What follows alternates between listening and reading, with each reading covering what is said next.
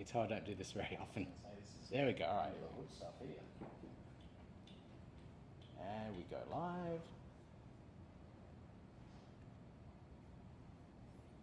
live. And I'm just going to assume that's working. So, Mike, Scott, you want to start first? How's this one? Yep, cool. So we've got drinks sponsors for the night. So Attila is actually sponsoring the drinks from Rune Fortress. But you want to give the presentation for Cheeky Uns, who's giving us all these really cool beer coasters. So here, take it away. That's the mic for you. Put it on, or Yeah, put it on if you can. Camera. I'll just hold it. Yeah, look, I won't talk too long because I've actually just crashed here with the presentation, and I'll also start with a disclaimer. I'm actually not from the team. I'm one of the community who's actually a fan of Cheeky Uns. So, given they're based across the world, but the project lead is in Melbourne, he can't make it. I said, look, more than happy to chat for a few minutes on Cheeky Uns. So, as you can see, Cheeky Uns, decidedly Australian. If you can't pick up on what the actual unts mean, I'll forgive you, and I'll tell you later, not on the live stream. You can tell in the live stream. New Northern Territory. So we'll just jump to the next slide. So what actually are they? They're NFTs that have launched on, of course, Cardano. So their first release was back in September last year, where they had 4,444 NFTs sold out, 25 ADA, huge success. Now, what actually drew me to them was their cause, donating to Australian charities. So they actually donated 25,000 to, I think it was the Australian Koala Foundation, and another 25,000 to Wombat Awareness. But if you go to their website, you'll find out exactly what it was.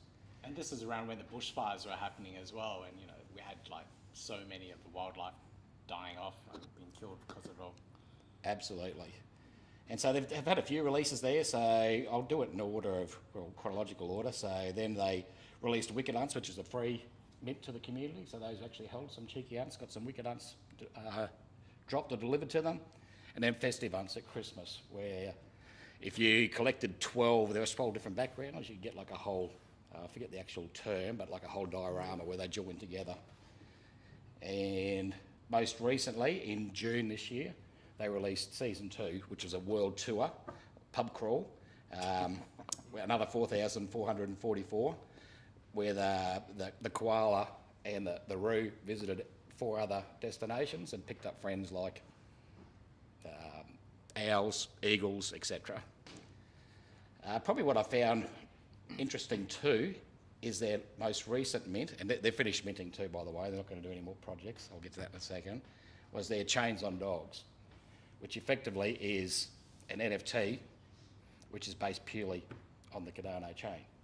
So whereas most people probably understand that most NFTs is purely a pointer or a link to an IPFS source, their Chains on Dogs mint was the actual image itself encoded in base 64 stored on Cardano. Now they weren't the first to do that, I think they were probably third, but they were the first to do an animated one, so claim that as an Aussie first.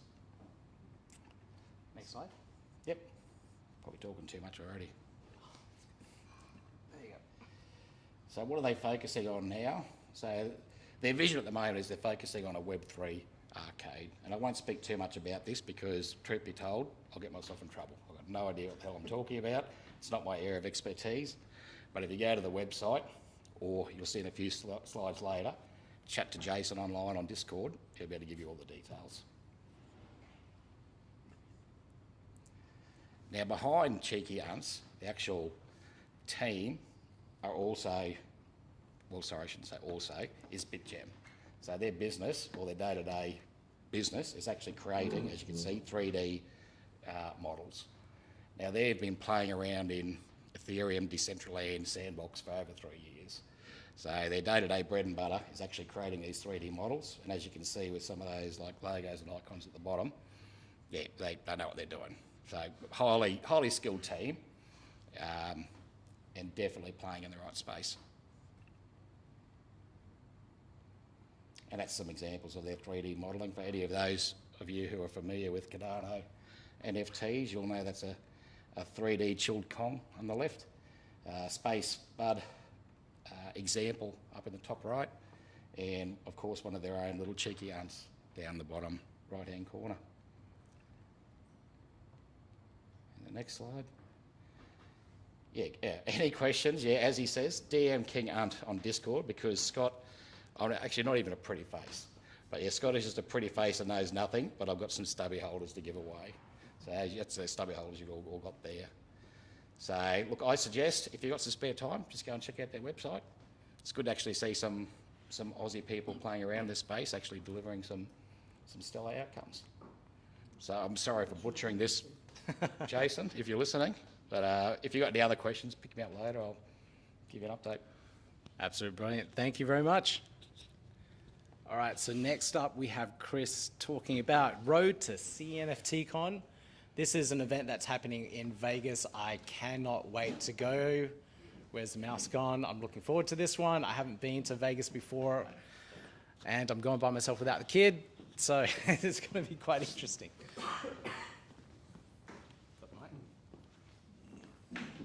Cool. Doing it from there. Cool.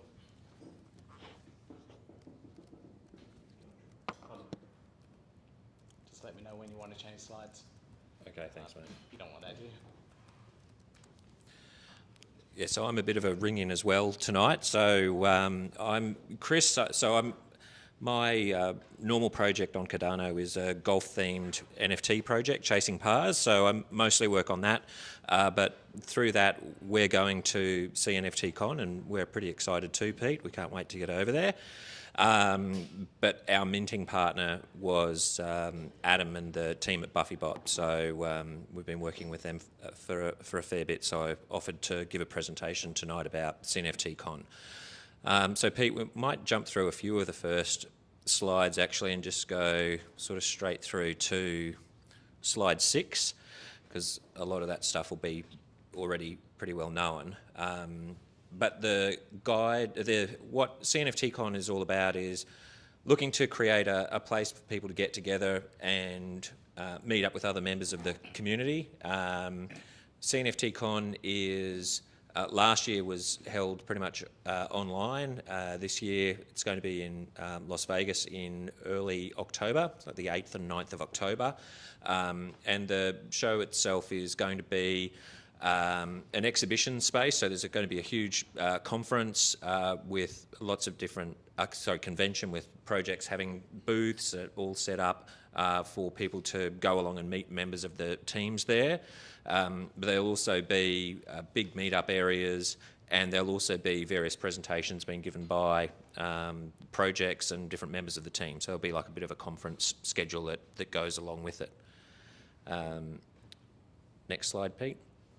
So what we're really looking to do through CNFTCon is get people together, introduce them to other members of the community, and also try to onboard members of the public into the blockchain world and start to get them a bit better understanding about what Cardano's all about. And then also through the networking opportunities that happen there, have projects like ourselves and the other projects will be there, identify some opportunities to not only showcase their own work, but partner together and launch hopefully more work. So as like Chasing Pars, when we're going along there, we're hoping that we not only get to meet more people who might be interested in minting our project and minting our golfers or course architects, but we also want to find other projects who might be interested in future collabs with us. So whether it's artists who might be interested in producing golf-related art that we can create NFTs about. So those opportunities for the partnerships are something that we're really excited to get there, because Brisbane, we've got a good little community here, but the estimates are there's going to be somewhere between 5,000 and 7,000 people attending the convention over 2 days. So it's a big audience for us to connect with. Next slide, thanks, Pete. This talks a little bit about some of the other opportunities, and I think what I'm really starting to see now that it's sort of only 4 or 5 weeks away is that a lot of the chat on Twitter in particular and some of the Discords that I'm in there's a real excitement about starting to meet some of the people you just talk to online all of the time. So, like we were just talking about the Equine project, and I was in their Discord the other day, and there's there's a channel that they've started up, getting people to let them know if they're going along to CNFTCon and starting to organise things. Like for us at Chasing Pars, we're organising a series of meetups over the 4 or 5 days. So going to go along and catch up with some of our holders. There's a PGA Tour event on in Las Vegas that weekend, so we're going to go along and hang out and watch the pro golfers play one day. We're going to go to Top Golf and have a hit there with some of our members of the community, and then go out and play golf on the Monday after. So the opportunity to actually just meet some of the people that you're constantly talking to on Twitter or Discord is something that we're really excited about, and that we're starting to see a lot of the communities really get interested in, because whilst things aren't going great in terms of the market and price action, I think this is where some of these really strong communities are sort of starting to bond together a little bit more. Thanks, Pete. So, yeah, who do you can expect to see there? Something like 5,000 to 8,000 people going through the convention over the 2 days. I mentioned international people, so we're going over from Australia. We know there's quite a few people going over from the UK and England, so it's going to be great to have a bit of a global audience all getting together there. I'm not sure when this slide deck was put together, but already had nearly 100 exhibitors confirmed for the convention, so it's not a small show. I don't think they've released the floor map yet, but there's a lot of very well-known project names on the floor. It's 2 days. Talk about the price of tickets on one of the next slides, I think, but runs from 10 o'clock to 7 o'clock on the Saturday, and then on the Sunday from 11 o'clock to 5 o'clock. So I think they're factoring in some sore heads on the Sunday morning maybe. So 2 pretty big days, a good opportunity to get around and see what's happening there. It is at the Las Vegas Convention Centre, which I've been there before, and it's massive, so it's going to be very interesting to see how the Cardano, how CNFTCon fits into that. Next slide, Pete. We've got some of the exhibitors that are going to be there on the next slide, mate. So start to reveal some of the names that are going to be there, and you'll see some icons of some of the projects that you're probably really familiar with. Nearly 100 exhibitors, so it's going to be quite a big show. So tickets for the convention, you could buy general admission, it's $25 for the 2 days, or a premium ticket. You can pay in USD or ADA, 60 ADA, and if you buy the premium ticket, you get the cool little Buffybot clay souvenir as an NFT. Yeah, it is.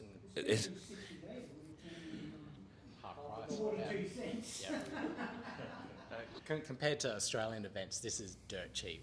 So, Oh, geez, yeah, this is very cheap. Yeah, it's very. It's 4,000. yeah, the ticket prices are pretty cheap. For us Aussies getting there, it's not that cheap. So you also, if you go ahead 2 slides if you don't mind, Pete.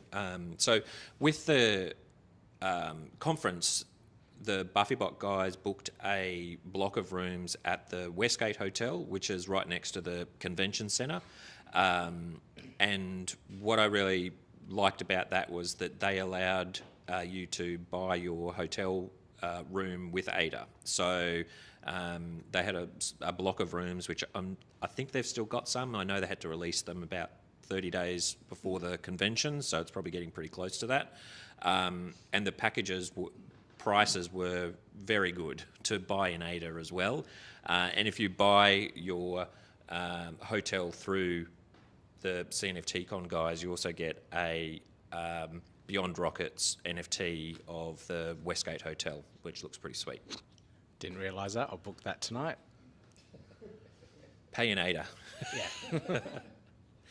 So yeah, I think the next one we're looking at, how can you get more involved? If anyone's watching along at home, they are looking for more volunteers to help out with some of the logistics on the ground. And then we might jump ahead a couple of other slides, Pete, if you don't mind, to the team. But if you can see then the team, so it's being coordinated by the BuffyBot guys. If you are watching along at home, I know that they are. They still have some sponsorship packages available for presence within the convention centre.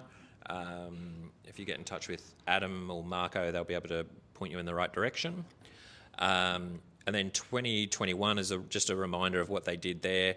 On the next slide, Pete, if you bought your ticket for that, which was an online event, you got the Legacy Pass. So the Legacy Pass is 2,500 of those. And if you've got one of those, you've got a series of airdrops from participating projects, but then also access to the 2,500 Club on Discord. And it's probably one of the more engaged communities at the moment. I go in there, there's always people in there. So it's good to hang out in there and hear what's going on. So that's a bit from the CNFTCon guys. Awesome. Thank you very much. I'm really looking forward to it. All right, the next presentation we have is Corey from Art to Web3. Now, this is a pretty cool startup project that he's doing, so I'm really interested in finding out a little bit more.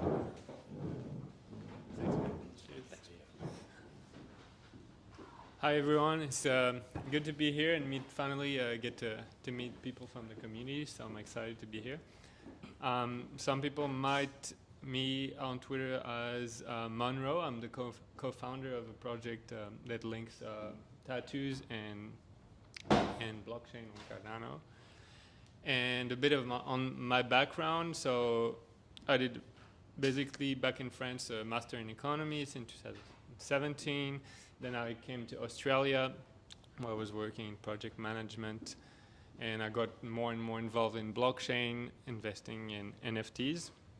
That's when I helped some artists to create their collections and digitizing their art on blockchain. And in August, at the beginning of the month, I decided to create my own company. So I registered the trademark this month, r2web3.io, to offer a consultancy service business for artists who don't know anything about blockchain but want to get their art on the blockchain. And yeah, shout out to Pete and Dunk. We're all part as well of the Genius Yield ambassador program. You're admin, so that's good. I still can't believe there's 3 of us here in Brisbane. Yeah, it's, true. it's just incredible. Yeah, Right, next slide. So about the company, so like I said, it's a consulting service company that aims to help artists to navigate through Web3 and providing a range of service on how to get collection out there. There will be a part on educating people as well on this part. So next one, please. So my vision, like I said, I feel like for average, like all the artists, they don't necessarily know anything about blockchain and crypto. So there's a big part on educating and onboarding new artists. So I feel like it's difficult for them. So we have to make it really easier to get a sort of mass adoption if we want blockchain technology to succeed. So involve like creating a new project, educating about royalties, like everything. Next, please. So the target in 2022 is to onboard 20 artists. So my main focus will be on finding people, artists who are not familiar with the Cardano or other blockchain locally and obviously online. So next one, please. Just a quick market overview. I saw some analysis from CoinDesk. They were saying that so Jeffrey's group was saying that the market cap of NFTs would, they predict that they would reach 80 billion in value in 2025. They revised it to 35 billion for 2022 actually, and expects a double-digit growth. Next one, please. Overall, there was about 40 billion dollars USD spent on marketplaces across blockchains in 2022 to May 1st, sorry, with a peak of volume in February of about 4 billion and lows as 900 million in March after the crash. So the service, like I said, it would be providing educating content to clients, personal consultation in person or online, help setting up accounts, digitizing NFTs, build some projects from scratch, learn how to use marketplaces, help with royalty, protect like all the copyright side, and generate new income for them. Next one, please. So I only put this slide because I maybe wanted some feedback from the community. So I was thinking doing the first consultations free for artists to make it attractive, and then going on either hourly rate or task or percentage of sales on projects. So yeah, I'm keen to hear from you guys on this part because I'm still designing. So it touches basically all brands and type of artists, from music to painters, graphic designers, culture, models, video, even the movie industry, I think.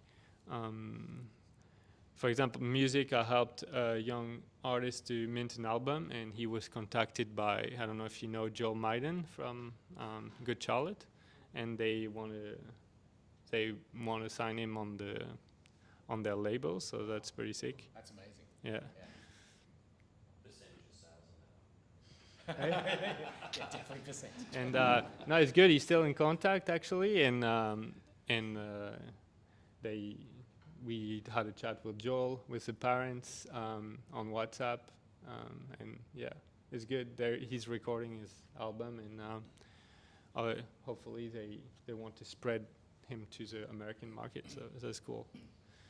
So yeah, thanks for listening, for the opportunity of being here and meeting all you guys. So, Right. cheers. It's good. We've got time for questions for this one here, and I've got a question. How are you going to attract artists to your services? Like, how are you going to find your clients? Have you thought about that? So I'm gonna spend the next few months locally on the Gold Coast. I think in like galleries and actually going to people in galleries and artists on social media. There'll be a big work as well, and grow my social media page in a way that's attractive for. So I'm probably gonna have to create a lot of content to educate those people and give them a reason to start digitizing their art, I think, on blockchain. Yeah. Are you targeting a specific style of art? Are you grabbing an artist from a different category, or are you? Not really. I think I'm going to be pretty open. Yeah, pretty open to all type of arts. I think it's interesting.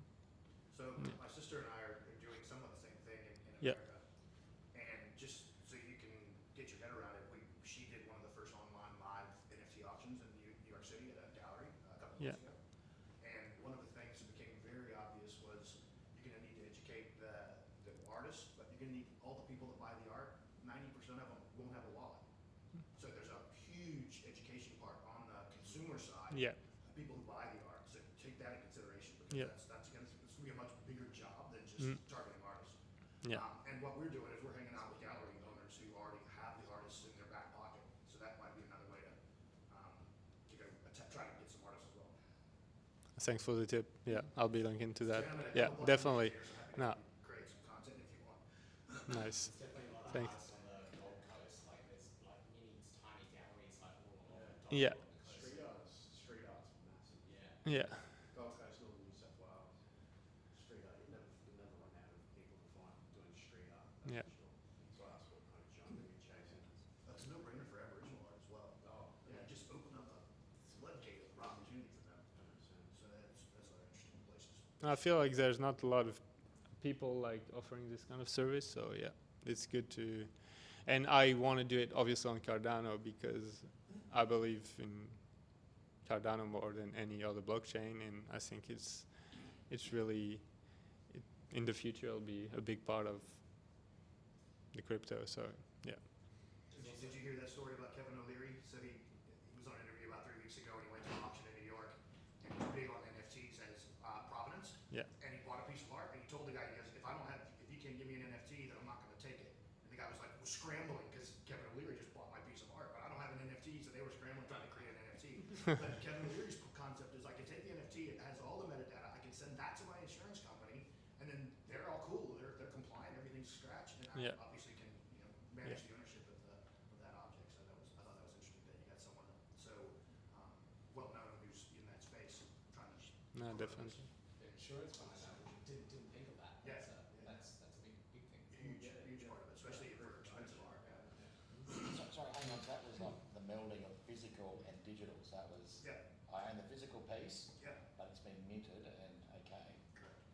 That presents a challenge too with the custody between the physical Correct. and the. That's something that we're dealing with right now. I mean, I'm having discussions with my sister, and we're talking to developers, and we're asking questions that have never been asked before, and they're like, okay, how is that going to work, right? So yeah. We actually had having this conversation with Adrian a little bit earlier as well. He's working with. Can I name drop? If you want.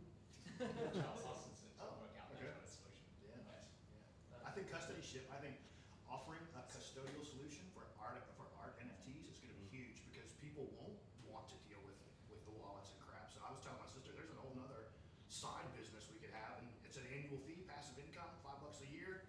Drop your things here, we'll manage it for you. You want to send somewhere, send me the wallet address, we'll send it for you. Get a small fee for that. I think it'd be It's huge. like a third party Yeah. interaction. Yeah.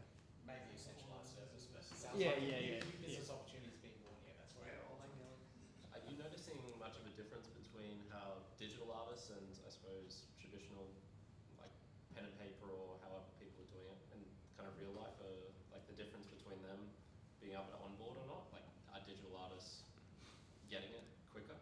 I feel I would say yes. I would say yes just because some obviously physical artists like painters and so they don't really the idea of taking a picture of their painting and digitizing it is not something like really I think natural, and people really have to understand that and understand the how do you say the ownership side and how you can track it on the blockchain and it can't be like faked, etc. Like the scarcity maybe they have to understand, and that's I feel like it takes time to sink in a bit. So I would say yes, probably as a digital artist, it's easier to onboard. Any more comments, questions? I got one quick comment. I know we're all talked about like art isn't a gallery, but you mentioned before about making an album. Yep. The first thing that comes into my mind is Double J. Have you contacted them at all? I think Triple J might tell you to take a hike, but Double J with the upcoming artists. There was so Sam that I was helping, and at the beginning I was really doing that. Like he's the son of my boss for my other job, so I was just helping him like that. And contacted.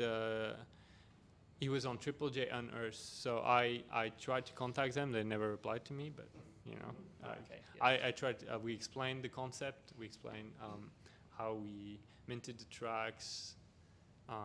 It's like a record player. You mint the NFT and you have all the songs and you can download them. And I was trying to explain the concept, but yeah, obviously it's people don't realize like it can be done. So Yeah, but you're also stepping on the toes of the music industry licensing the account do believe there's a lawyer in the house. Yep. All right, right. Should we move on to our next presentation then? So this is our last one for tonight. This is Attila presenting on Rune Fortress. So this is an update on the project as well. So there's been a lot of things happening with it. And we're going to go through a little bit of a live demo as well. So At the end, yeah. so I'm going to switch this camera around. No, thank you. It's just I'm more visual on the big screen. Sorry, I like to point out things. There we go. And just change it. All right. So basically, the biggest announcements of our project is we are officially in public beta. So if you go on demo.runefortress.com, you can try out the game. You only need any kind of Cardano wallet. You don't even need our NFTs at the moment. What we're gonna do is like in the first 4 weeks, we allow anyone to use any of the NFT units that are within the game, so you can play test. So you can just choose if you like one of the NFTs, then you can just grab that one. But after 4 weeks, what we're gonna do is that you can only play with the NFTs that you own. So they're gonna be changed. I just want to give you a quick overview of the game. So our game is basically a tower defense game where you have 2 bases on each side, and you deploy them in 3 different lanes. Actually, can we go on to the 3rd slide? Thank you. Just easier to. So basically, this is the battlefield, and each unit has its own unique specials, which we can show it in the demo as well a little bit later.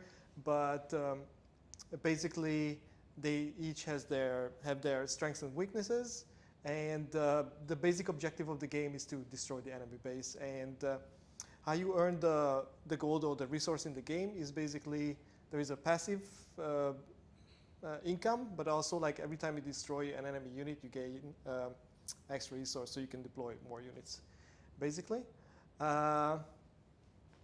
And what's new into the game as well, we have our new base of operation, basically, which is inside of the fortress. And how it works, this is where you're going to navigate through our whole game. So first of all, we have the foundry, which is not finished yet. This is going to be the engine of the fortress where we're going to allow players to mint their own NFTs. I'm going to talk about a little bit about that in a couple of slides later.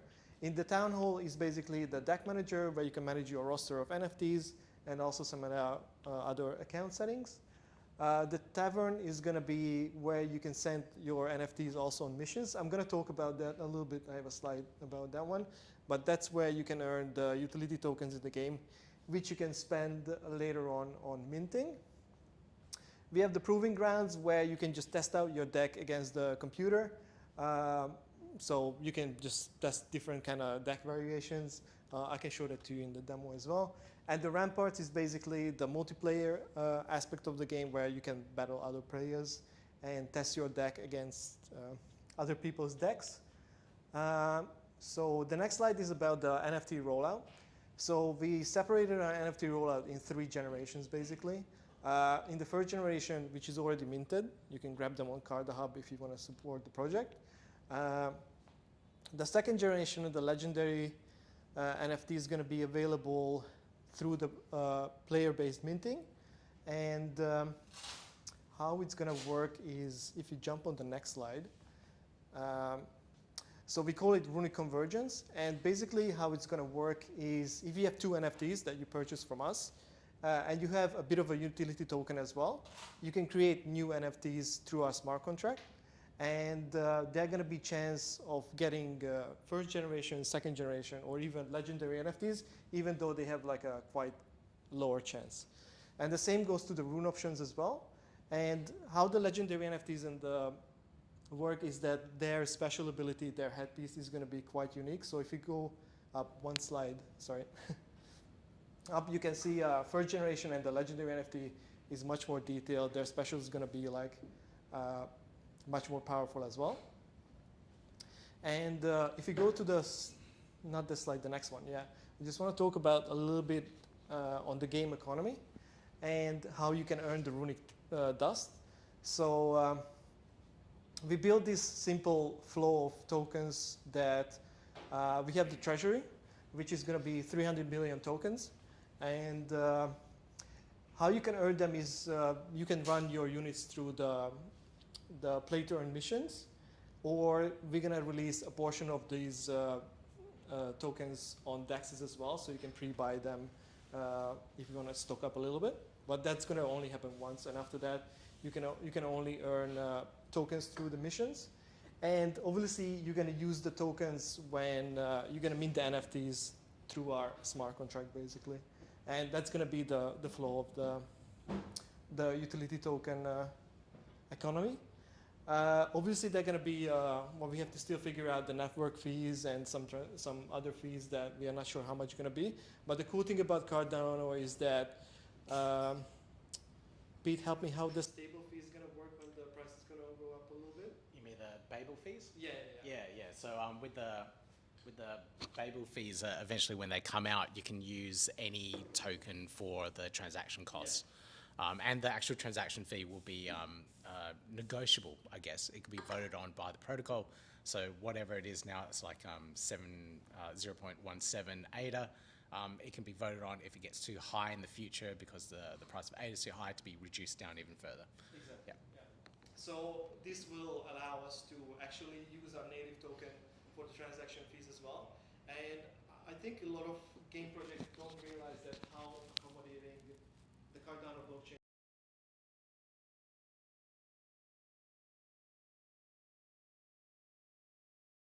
high for NFT transfers and NFT transactions that you basically have to move on to a side chain. While Cardano, while Cardano allows the game to be just sitting on the native chain, basically. Gaming projects doesn't realize that I think it's going to be huge in the future. Obviously, I think there are going to be side chains and cross chains in Cardano as well, but it won't be that prominent that you have to move basically a side chain if your project goes popular. And yeah, if you could just go on the next slide.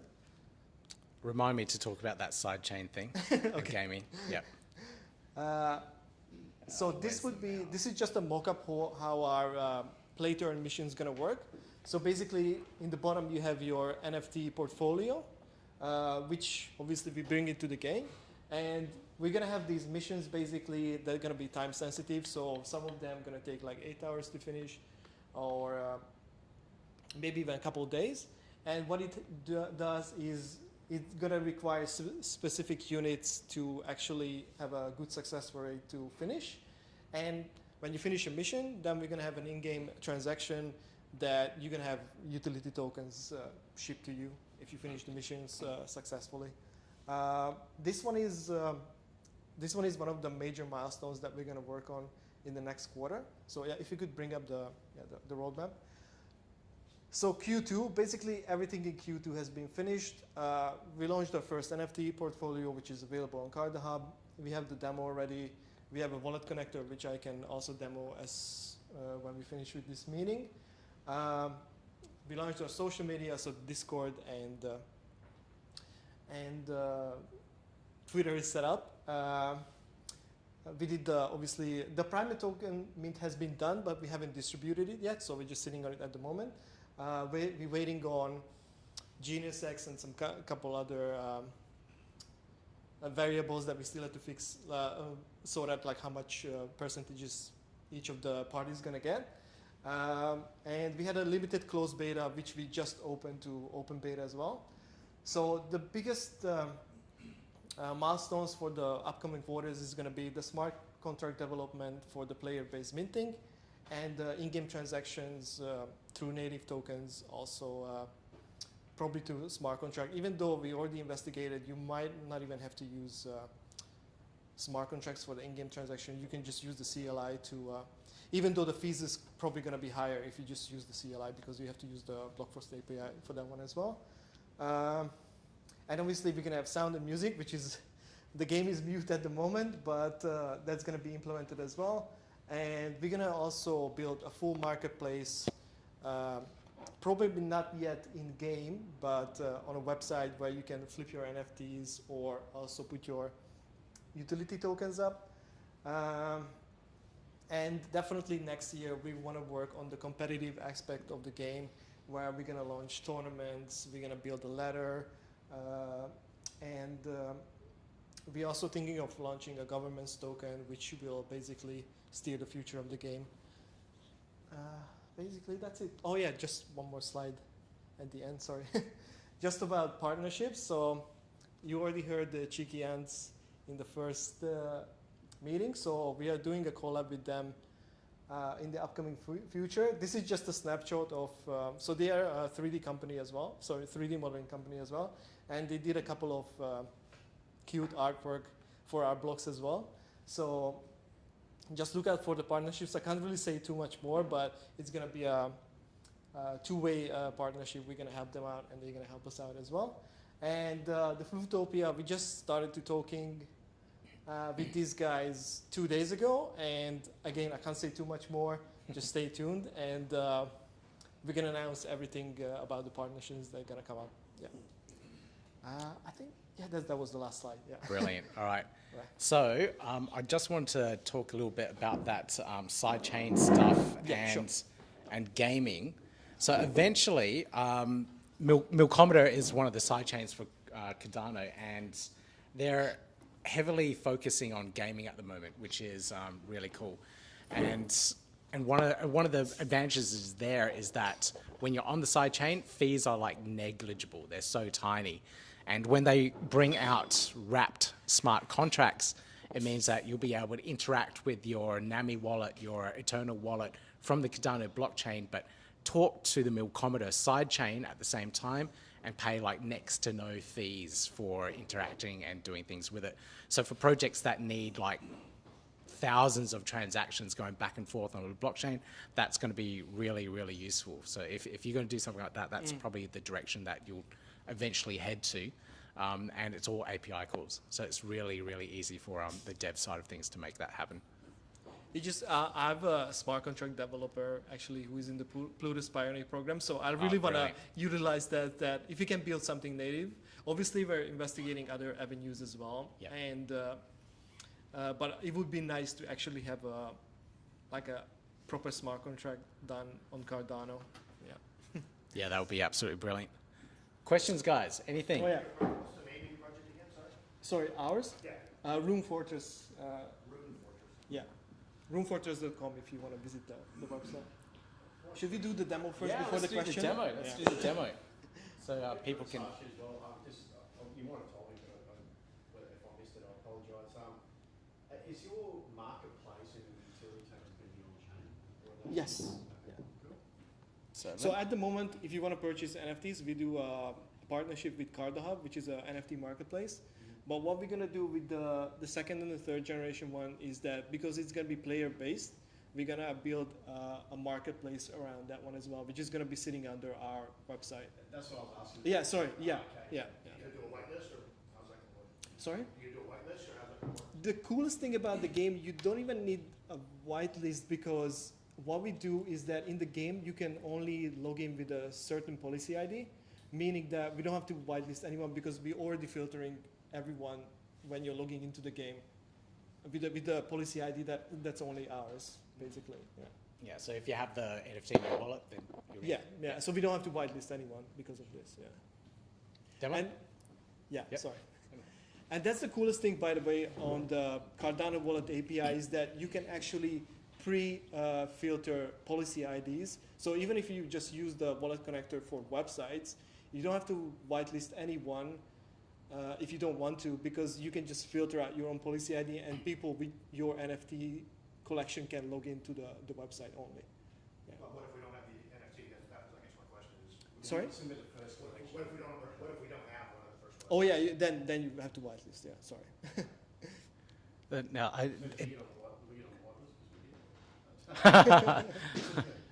well, hang on. It's still minting, isn't it? Yeah, so it's still. So we haven't done too much marketing on the NFT because we were focusing on the. It's down because they did all these genius ones, so we should be there. Yeah. there it is, Explore Collection. So you can still get to and mint the first generation ones. Yeah, you can still grab these. Yeah. Yep. Is your policy verified on JPEG? Yeah. It's like a Fortress card game. Is it similar? It's more like a. We can actually let's Yeah, show let's, the let's demo go the because demo. that's Let's go the easiest, demo. yeah. Demo will show Let it me all. create a room. So basically, just if you cycle through, so obviously the Foundry and the Tavern is not available yet because the smart contract hasn't been done yet. So if you click on the marketplace, that just takes you to Card Hub to our NFT collection. And if you go into the Town Hall, which is the top building in the middle, Click on it. yeah, that's where you put together your deck. So just put together a deck. Oh, just drag right, and cool. drop in, All right. yeah. Let's see. These guys, one of these. Bit of shooting. So at the moment we have 4 slots, but what we're gonna do with the competitive ladder, as The you healing climb the one. ladder, we're gonna open the 6th and the 5th and the 6th slot as well. So you're actually gonna have a much much bigger deck that obviously gonna change your play style as well, and the matter of how you. Oh, and just click on save and you can go back. Yeah.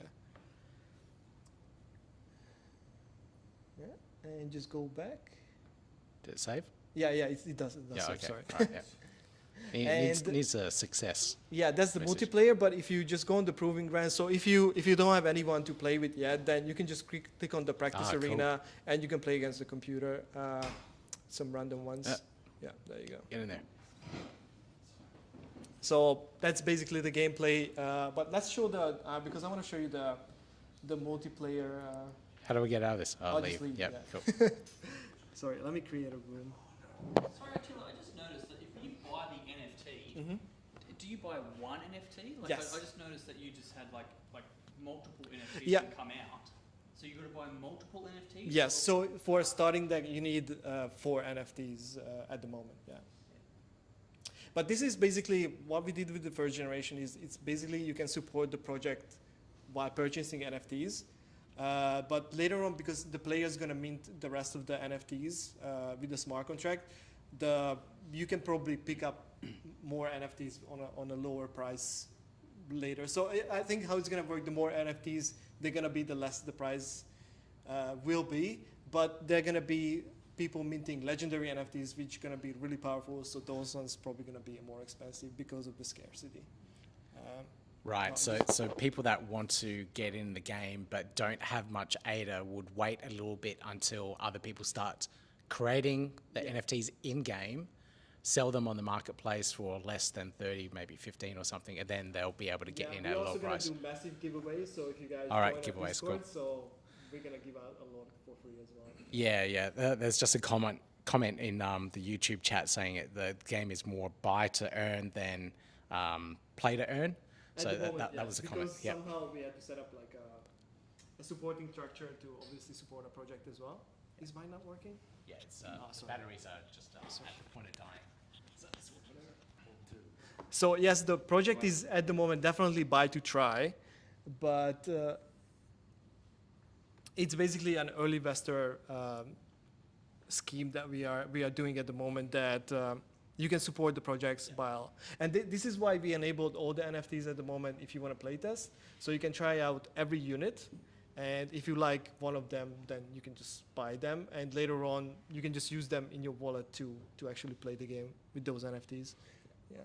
Yeah, so essentially the very first season is for supporting the project. Yes, exactly. Funding it, and later on you'll be able to get in. Exactly. Yeah. So shall we play this? Yeah. Just I'm gonna do a friendly game. Just let me set up a. Yeah. Actually, The guy that made the game. I'm not sure. I'm gonna let Pete win. But I know who I'm betting on now. Is there skill involved, or is it just total luck? so what it is, so we just put together units. So we haven't done too much optimization on the. So there are some really powerful units that just click on ready. There's a lot in Clash Royale. Yeah, similar to that one. Yeah. All right, let's go, Pete. All right, I've got to be quick with this. Oops. God damn it. Go get him. Oh, did you put? Yeah, there are still some bugs, so you have to excuse me for that one. But basically, this is the game that. So this is built-in Unity, yeah. Unity. So is it mobile friendly at the moment? The only problem with mobile is, and why we haven't done it, so we could do a mobile version in one day, because in Unity it's a multi-platform one, so we just have to do a mobile build. The biggest problem with mobile at the moment is that there is no proper wallet that integrates into a mobile game. So I'm gonna let Pete win because I'm answering questions. No, he's beating me at the moment. I was going to say a lot of bashing. Whoa, I won. So how do we know the you is you? So well, I can see it on my screen. Like, yeah. Sorry. Yeah. Here it says you suck. Yeah, you just can't adopt you because it's you. Yeah.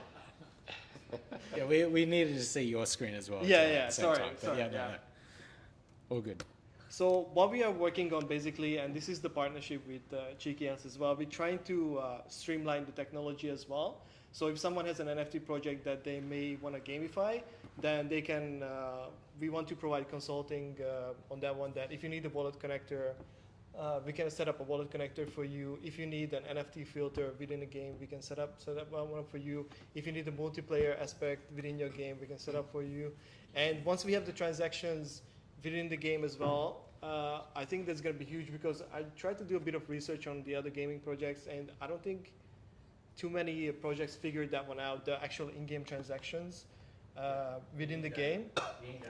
Yeah, on-chain, yeah. So that's our next milestone, basically, that we are working on. Yeah. Sorry, so when those 4 units was up, there was 100 of each. So if you have 2 NFTs of the same in your wallet, does that mean you get 200? No. So how it works is each unit has a deploy cost, basically. And that's not, what we do with that one is that we try to optimize it in the game, that if it's an early game unit, it's cheap to deploy, but it's good in early game, meaning that you can deploy them right away. And for example, the Magma one is the typical tank one. It has a lot of HP, but moves slowly and hits not that hard. But we also have a sniper unit, which is the one with the banner, and that one is a really low HP and moves a little bit faster, but has high damage. So it's a bit of a glass cannon unit. And basically, how you want to build your deck is you're gonna get wrecked. Is that you want to have an optimized deck, that you have some early game units, you have mid game units, and maybe you have one legendary. So the legendary is gonna be really expensive to deploy. So they're gonna be probably 500 or 400 unit, but they're gonna be massively good in the late game where you have a lot of resources to deploy. So I think you've answered my question. There's no point. Oh, sorry. 2 of the one. No. So we don't even allow it. So we don't allow 5 of the same Viking helmet guy in the deck. So you can only have 1. Yeah. You can own more than 1. So you can own more than 1 because you can use them for the player minting to generate more NFTs. So you can use them for that one, but you can only deploy 1 into the game. Yeah. Back to wallets. Yeah. The Eternal DApp Explorer. Is that? I'm just trying to think, because mobile gaming is going to be huge. Because I'm already connected. So can you refresh the screen so the wallet connector comes up? Yeah. I'm thinking everyone wants to start playing on the iOS or Samsung, etc. Yeah, so how we did the wallet connector basically is that it recognizes every wallet that you have in the browser installed. And for example, if you only have Nami, obviously Pete has all the wallets, but if you only have Nami, then that one comes up, basically. So that's how it works. And this is our login screen as well. So if you scroll down a little bit, so you can't even use the game without the wallet. So that's instead of using Google login, social, or any kind of social login, your wallet is basically your login, and that's how we identify the users. Yeah. Sorry, what was the question? I don't think I answered it. No, well, it's more, have you investigated what the Eternal DApp component looks like? So currently on mobile devices, if you use Eternal Wallet and look at the DApp Explorer, you can go into certain websites and actually connect your wallet. Yeah, we explored that one, but I seen one project using that option. What they have a mobile game, but the problem is you still have to open an extra browser on your phone and set up a web extension on that extra browser on your phone to log into your wallet. So the problem with that one is it's definitely not seamless. So there is a solution for that, but it's just not seamless. Yeah. Yeah. Because what you want is like a NAMI